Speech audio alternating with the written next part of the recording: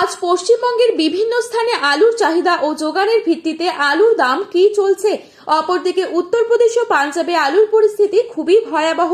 তার কারণ উত্তরপ্রদেশ ও পাঞ্জাবে আলুর ফলন যেমন হচ্ছে, আলুর দামও কিন্তু দিনকে দিন তলানিতে ঠেকছে। আগামী দিনে আলুর ভবিষ্যৎ কি হবে তা নিয়ে চিন্তায় রয়েছেন পশ্চিমবঙ্গের সকল আলু চাষিরা। আজ এই পরিস্থিতিতে পশ্চিমবঙ্গের বিভিন্ন স্থানে কোথায় কোথায় কত টাকা রয়েছে আলুর দাম সবই বিস্তারিতভাবে আলোচনা করব আজকের এই ভিডিওটির মাধ্যমে।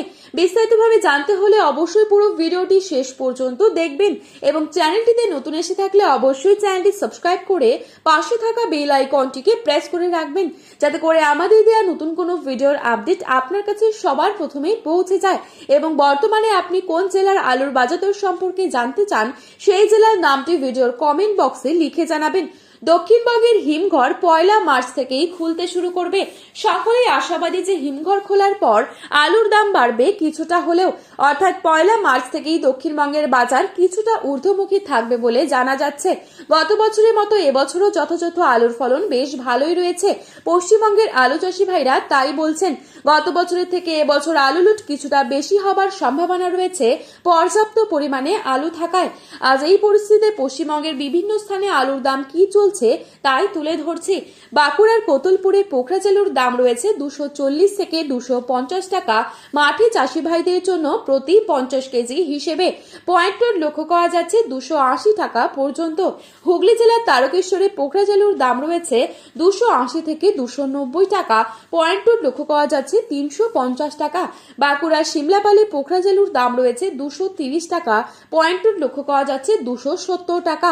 সোনামুখীতে পোখরাজ দাম রয়েছে 220 থেকে 230 টাকা। পয়েন্ট লক্ষ্য করা যাচ্ছে 260 টাকা। দুর্গাপুর সংলগ্ন বড়মানায় পোখরাজ দাম রয়েছে 240 থেকে 245 টাকা এবং পয়েন্ট লক্ষ্য করা যাচ্ছে 280 টাকা। ঘুষকরাতে পোখরাজ দাম রয়েছে 240 টাকা এবং পয়েন্ট লক্ষ্য করা যাচ্ছে 290 টাকা। উদয়নারায়ণপুরে পোখরাজ দাম রয়েছে 240 টাকা এবং পয়েন্ট লক্ষ্য করা যাচ্ছে 320 থেকে 330 টাকা। হরিপালে পোখরাজ দাম রয়েছে 300 টাকা প্রতি 50 কেজি হিসেবে এবং পয়েন্ট লক্ষ্য করা যাচ্ছে 350 টাকা পর্যন্ত। পশ্চিম মেদিনীপুর জেলার চন্দ্রকোনায় পোখরাজ দাম রয়েছে 230 থেকে 240 টাকা। পয়েন্ট লক্ষ্য করা যাচ্ছে 270 থেকে 275 টাকা। মুর্শিদাবাদের ডাকবাংলোয় পোখরাজ দাম রয়েছে 250 টাকার ওপরে এবং পয়েন্ট লক্ষ্য করা যাচ্ছে 290 থেকে 300 টাকা ডালা কোয়ালিটি। বাঁকুড়ার ইন্দাসে পোখরাজ দাম রয়েছে 200 থেকে 230 টাকা এবং পয়েন্ট লক্ষ্য করা যাচ্ছে 260 থেকে 270 টাকা। বিষ্ণুপুরে পোখরাজ দাম রয়েছে 230 থেকে 240 টাকা। পয়েন্ট লক্ষ্য করা যাচ্ছে 280 টাকা। এদিকে রাজ্য সরকার যেহেতু আলু কেনার সিদ্ধান্ত নিয়েছে, তাই বলা যায় আগামী দিনে আলুর দাম কিছুটা বাড়তে চলেছে যখন হিমঘর খুলবে। ওদিকে আবহাওয়া দপ্তরের তরফ থেকে বিজ্ঞপ্তি জারি করে বলা হয়েছে দক্ষিণবঙ্গের বেশ কিছু জায়গায় হালকা থেকে মাঝারি বৃষ্টিপাত হতে পারে। এছাড়া উত্তরবঙ্গেরও কিছু স্থানে বৃষ্টি হবার সম্ভাবনা রয়েছে। আজ উত্তরবঙ্গের বিভিন্ন স্থানে আলুর দাম কি চলছে তাই তুলে ধরছি। উত্তরবঙ্গের ধূপগুড়িতে আজ পোখরাজ দাম রয়েছে 240 থেকে 250 টাকা।